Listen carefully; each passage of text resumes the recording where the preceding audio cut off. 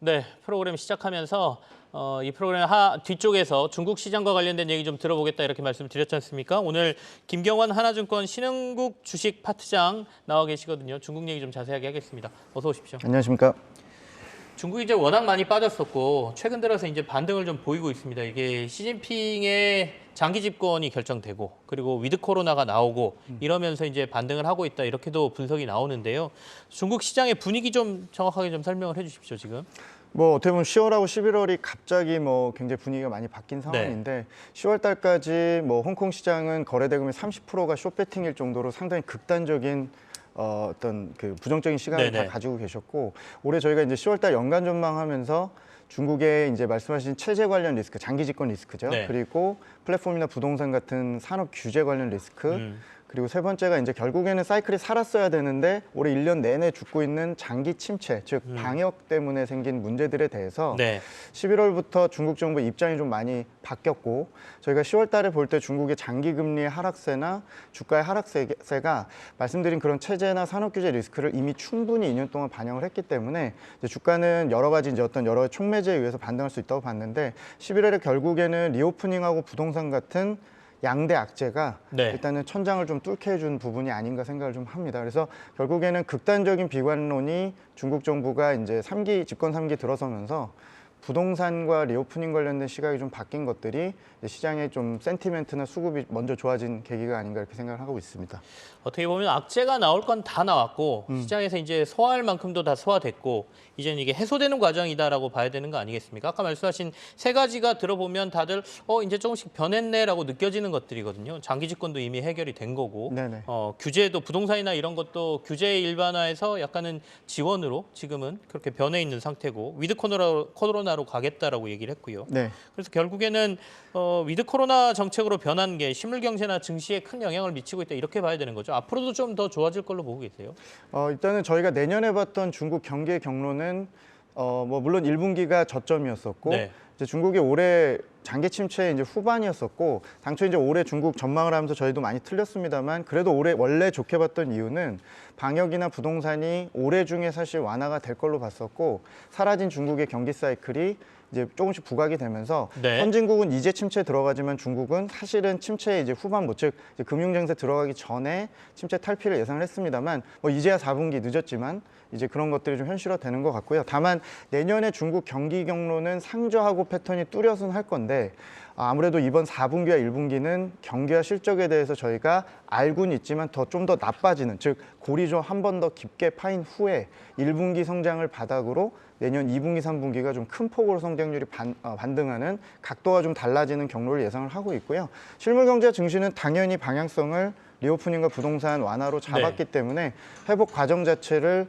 계속 좀 신뢰하면서 저희가 이제 낙관적으로 봐도 되지 않을까 생각을 하고, 다만 1분기 저희가 실적이 추가 하향 조정되고 지금 아시는 대로 이제 리오프닝의 과정의 일부 삐걱됨에 대한 이제 우려들이 현실화될 수 있기 때문에 이런 것들을 좀 잘 감안을 한다면 뭐 방향성 자체는 이제 회복으로 좀 잡았다라고 보셔도 무방할 것 같습니다. 방향성은 회복인데 4분기나 1분기쯤에 한 번 더 침체까지는 아니지만 뭔가 좀 빠지는 듯한 경기가 좀 위험성을 나타내는 듯한 모습이 좀 보일 테고 인분기를 지나면서부터 이제 본격적인 회복세로 넘어갈 것이다. 그러니까 그렇습니다. 결국엔 중국은 하반기가 좋다 내년에는. 뭐 하반기까지는 안 갈 것 같고요. 시장은 뭐 미리 땡기려고 할 거니까 1분기가 지금 저희가 예측한 성장률이 기존에 한 3.5%에서 4%였다면 지금 좋은 방향이지만 어쨌건 방역 관련해서 이제 자택이 늘어날 거기 때문에 1분기 소매 판매나 이런 것들 한 번 더 깨지게 되면 성장률 예측은 기존에 뭐 3% 후반 4%에서 거의 2% 중반이나 3% 초반으로 연중 저점 확인을 좀 깊게 할 가능성은 좀 있어 보이지만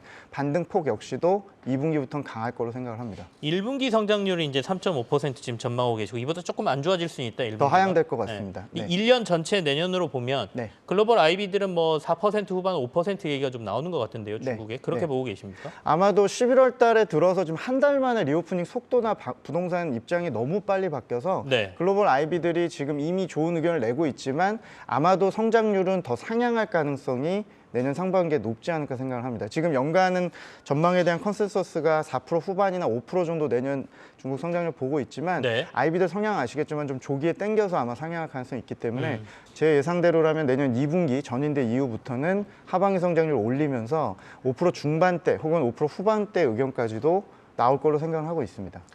참 부러운 성장률입니다. 예전에 뭐 5%라 그러면 그렇게 부러운 성장률이 아니었는데 내년도 우리나라 경제 성장률 전망이 지금 1.8%뭐 2% 이하로 지금 전망이 되고 있기 때문에 그나마 주변국인 중국이 이렇게 성장을 해준다면 우리도 조금 수혜를 볼 수 있지 않을까라는 기대감이 좀 생기거든요. 일단은 지금 중국에서 뭐 리오프닝 관련주들, 특히 오늘도 저희가 뭐 감기약이라든지 의료와 관련된 주식들이 많이 오른다 이런 얘기를 좀 했는데 만약에 중국에 지금 투자하고 계신 분들이라면 어디에 지금 관심을 가져야 되는지 먼저 좀 얘기를 해주시죠. 11월 달 들어서 뭐 리오프닝 분위기가 갑자기 더 앞당겨지면서 네. 사실 기존에 봤던 리오프닝 속도보다 한 개 분기 혹은 두 개 분기까지도 이제 빨라지면서 시장이 느낄 수 있는 이런 투자 심리 개선이나 이런 것들은 뭐 다소 좀 선반영됐던 측면이 좀 있어 보이고요. 다만 1분기까지 중국의 의료 시스템이나 접종률이나 이런 것들이 아직은 현실적으로 조금 저희가 깜깜이 상태로 보고 있는 상태다 보니까 네. 중국의 소비 지표 이런 거 악화나 진행 과정을 좀 더 지켜봐야 될 것 같고 분명한 건 내년 상반기에 소위 말해 차이나 플레이죠. 중국 관련주를 기본적으로 포트에 좀 담는 전략은 필요하되 중국 소비의 회복 속도는 아무래도 현실적으로 1분기까지는 실망감을 좀 줄 가능성이 있기 때문에 압축을 하면서 중국 소비주를 좀 바라보실 필요가 있고 저는 뭐 뒤에서 말씀을 드리려고 했지만 역으로 우리나라 대중 수출주 주력 네. 품목들에 주목을 하면서 중국이 올해 재고 조정을 엄청나게 지금 6월부터 세게 하고 있습니다. 그래서 중국이 재고가 쌓임으로써 수입을 하지 않았던 국내 반도체나 화학 같은 뭐 결국엔 저희 주력 네. 중국 수출 품목들이 상대적으로 1분기에 좀 더 안전한 선택으로 보고 있어서 대중 수출주 반도체나 화학 그리고 한쪽에 중국 소비주를 조금 압축해서 이미 선반영한 측면이 좀 있기 때문에 내년 1분기를 좀 대응하시면 좋지 않을까. 그리고 중국에 대한 비관론을 하시면 하실수록 저희가 얘기하는 업사이드 리스크는 상반기에 여전히 크기 때문에 중국에 대해서 좀 신중한 낙관을 하시면서 네. 포트를 계속적으로 좀 압축하실 필요는 있어 보인다고 생각합니다. 중국의 직접 투자라기보다는 그러니까 간접적으로 국내 주식에서 중국에 수출 많이 하는 업종들, 대표적으로 말씀하신 게 반도체하고 화학 같은 것들, 네. 이런 것들이 도리어 좀 1분기까지 괜찮을 가능성이 있다는 말씀이시고 네. 1분기 이후에도 뭐 좋아지겠죠. 만약에 이렇게 중국 맞습니다. 경제가 좋아진다면. 네, 다만 1분기가 이제 중국의 현실의 상황을 보면서 중국 소비 지표라든지 또 여러 가지 이제 개선되는 속도에 대한 실망감이 일부 있고 선반영된 것들에 네. 대한 일부 이제 되돌림이 일부 있을 수 있기 때문에 저희가 1분기만 놓고 보면 중국의 재고 사이클 측면에서 중국이 거의 한 7, 8개월 만에 수입이 좀 재개될 수 있는 품목들이 대체로는 네.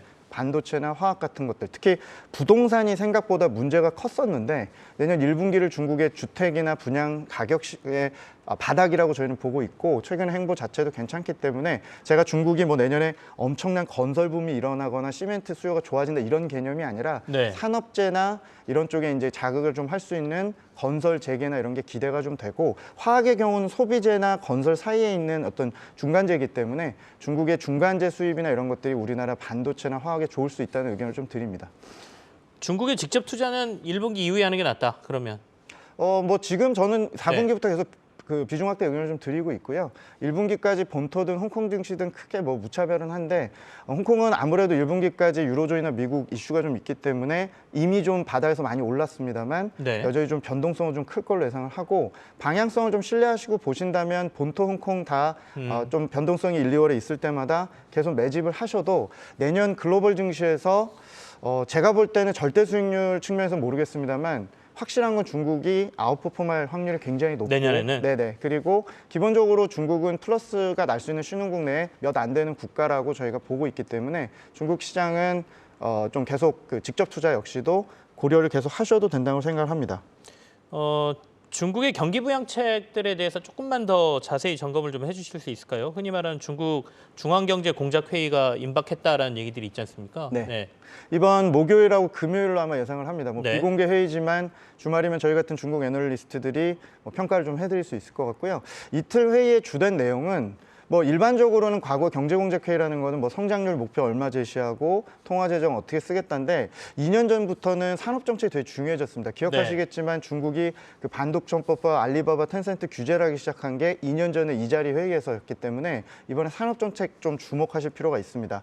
저희가 두 가지 정도 얘기를 좀 드리고 싶은 게 첫 번째는 역시 뭐 내수부양책 주목하셔야 될 것 같아요. 내수부양의 핵심은 역시 기존에 규제했던 부동산과 플랫폼 경제에 대해서 중국 정부가 내년에는 좀 당근을 주는 네. 한 해가 될 걸로 예상을 좀 하고 있고, 부동산이 지금 굉장히 귀추가 주목이 되는 게 최근에 이 디벨로퍼 즉 헝다그룹 같은 쪽에 건설사 지원책은 굉장히 과감했습니다만 여전히 주택 수요 회복이 잘 늦어지고 있습니다. 그래서 중국 정부가 5년 만에 투기 금지 캠페인을 중단한다는 설이 좀 있습니다. 그래서 수요 촉진책이 좀 강한지 한번 지켜보시고, 그 플랫폼 경제에 대한 어떤 당근을 줄지, 즉 최근에 뭐 파노라든지 게임 산업에 대한 육성안으로 갑자기 바뀐 상황이다 보니까 내년에 고용을 좀 많이 차지하고 있는 서비스업이나 플랫폼 경제에 대한 입장도 좀 이번에 확인하실 수 있고, 반대로 중국이 지금 주도주라고 했던 신재생이나 반도체, 에너지 시프트 관련된 신재생, 그 전기차 이런 네네. 것들은 역으로 좀 퀄리티 관리를 좀 할 가능성이 좀 있습니다. 내년에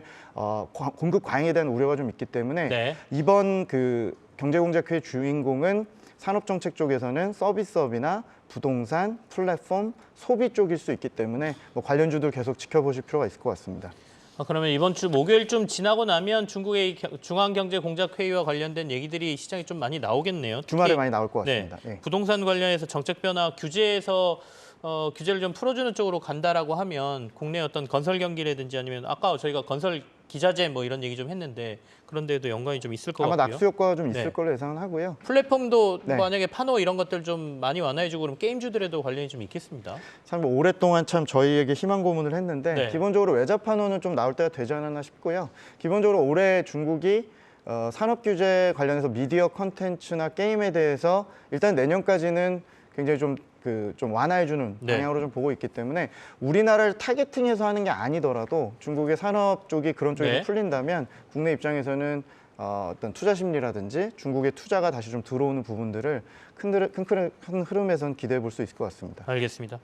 아마 지금 오늘 말씀하신 게 김연구원께서 말씀하신 게 IB들이 지금 중국 투자를 내년에 늘려야 된다라는 근본적인 바탕에 있는 얘기가 아닌가 싶습니다. 하나증권 신영국 주식 파트장 김경환 파트장과 함께했습니다. 고맙습니다. 감사합니다.